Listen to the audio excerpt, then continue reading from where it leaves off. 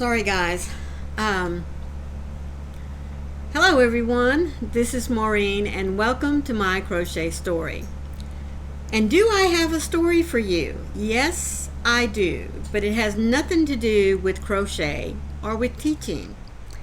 If you were or if you were watching Carrie the Yarny Elephant's live today, you know that I go up with her, or she goes up with me, every day, Monday through Fridays. And we were up together today. Well, about 15-20 minutes maybe into the live, my computer blew up with all of these screens from Microsoft, the Defender, virus alert, Trojan alert, every alert that they could throw out there. And a recording started come on saying that my computer had... Mercy, what in the world was that?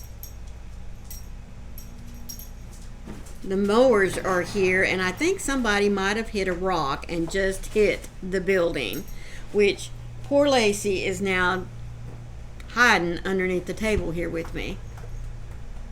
Goodness gracious. Anyway, so all these windows start flashing up on my screen, and I can't get to my computer. I'm trying to find the mouth isn't going, the whole computer is locked up. I can hear Carrie in the background talking, but I can't do anything. And it keeps telling me that I have to call the number on the screen to get it unlocked and to repair my computer. Folks, I sat there looking at it for a few minutes. Is this a scam or what? But everything was authentic. Every page that popped up had authentic Microsoft and the little Defender window, the Microsoft Windows Defender, the little shield thing that pops up. Every page, all of it was authentic, and it kept doing the recording over and over and over again. So I thought, well, if nothing else, I'll call the 800 number on there. Now, before you start sitting there going, no, just hold on a minute. Because I thought for at least a good 2 or 3 minutes, do I, don't I, do I, don't I? And I did everything. And folks, I even turned my computer off with a hard boot. Just hold down on that, turned it off, let it sit, and then turned it back on. Well, once I logged into my computer, all these pages popped up again. So, all right, gullible me, it's got to be real. So I called the 800 number. Very nice gentleman answered the phone and told me what to do to get me to a point where he could access my computer to try to repair it on his end. His name is Jerry. And then in a little bit, he said, now, I'm going to get off of this 800 line and I'm going to call you on this number. This is my name and this is my tech ID. So when you answer this line, this number, you need to ask me my name and it'll verify. Okay, I wasn't that gullible, but well, yeah, you're going to ask for, or I'm supposed to tell you who you are, but all right, I don't care. I know you've got your protocols. So we go through it, and we're on this different line. So he keeps asking me all these questions. And folks, this dude had he knew a lot about me. A lot. It was so scary how much information he knew about me. He could even pinpoint exactly where I was. Yep. He knew I was here in Lake Placid, Florida. So anyway, we keep a-talking, and finally get passed off to someone else. Now, this person supposedly was from the corporate headquarters of one of my bank cards. Yep. Had my bank. They knew my bank.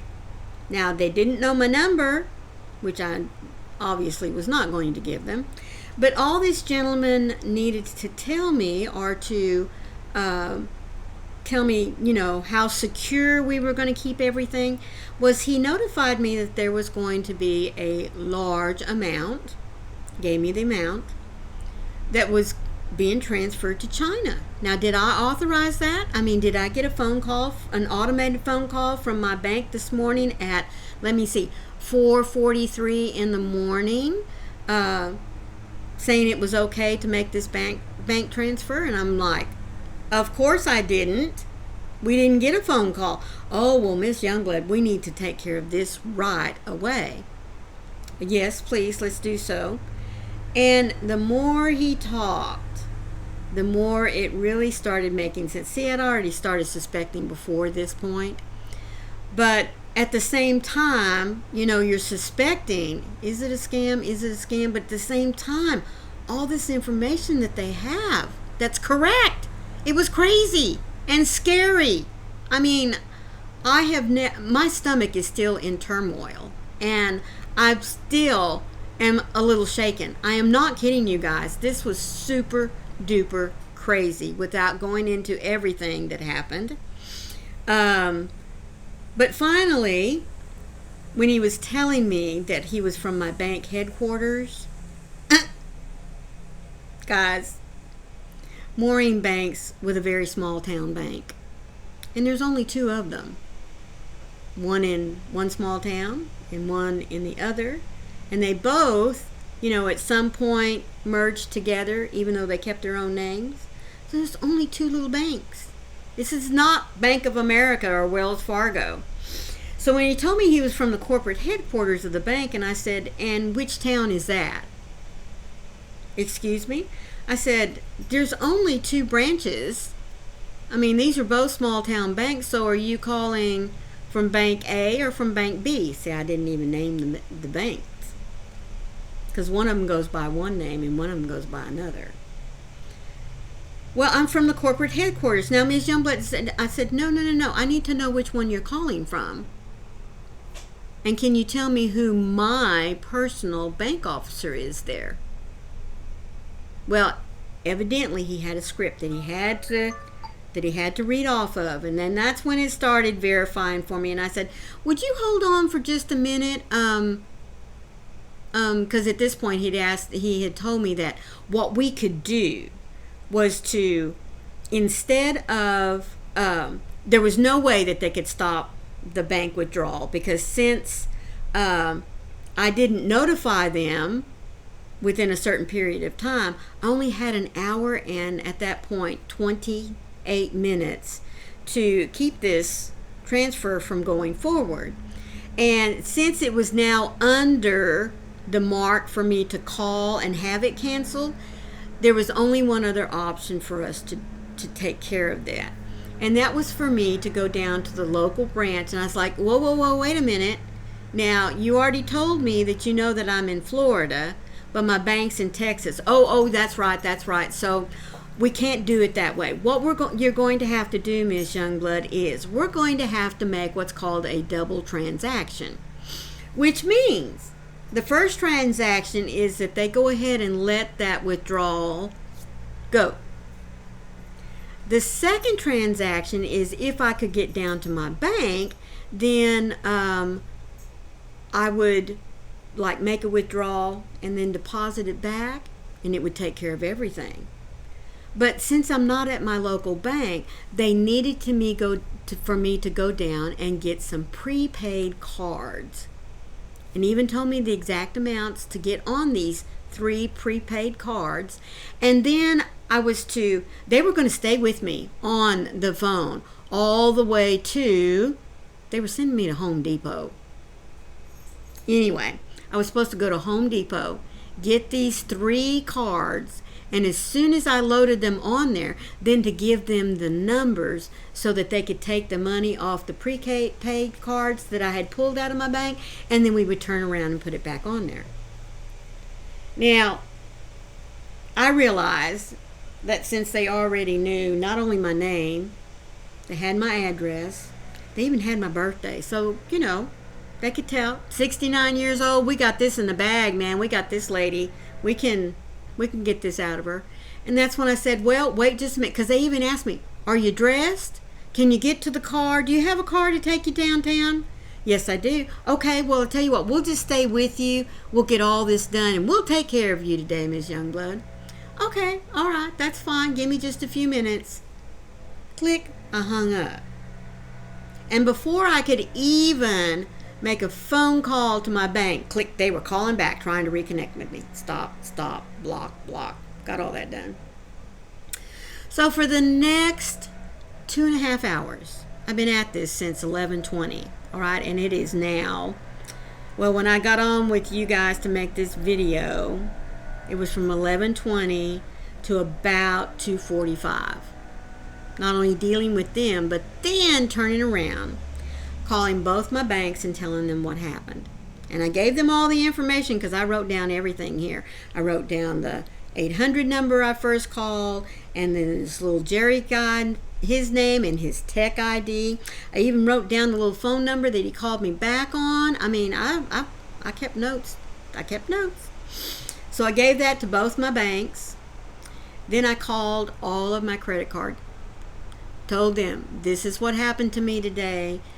They say they have all my information and stuff. So everything has been flagged. Nothing's going to happen for the next 7 to 10 days that I can do on any card that I own without somebody calling me saying there's a transaction on your card.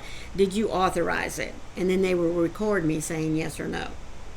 And then, of course, for each one of these, my banks obviously gave me a code to give back to them if they call me wanting to have a charge authorized, which I found that to be very cool. And 3 of my credit cards did the exact same thing. They gave me a code so that when they call to check to see if my transaction is mine, I am to give them a certain code, which says, yes, they are talking to Maureen Youngblood, and yes, they can, or no, they can't. So, be warned, folks, but I will tell you the best thing to happen to you, if this happens to you, to do. Because as soon as I could get disconnected from them, I called our tech support that handles our computer issues and everything. I called them, told them what happened. They told me how to log in the safe mode and how to do what I needed to do in order to get back into my computer. But while I was talking, they remotely accessed and did some stuff on their end. So I feel pretty safe and secure now that it won't ever happen again. But what a day and what a scare. You think things like this would happen to other people, not to you. You know what I mean? I'm just some little old peon. I don't have that much money. But I guess it doesn't matter to them.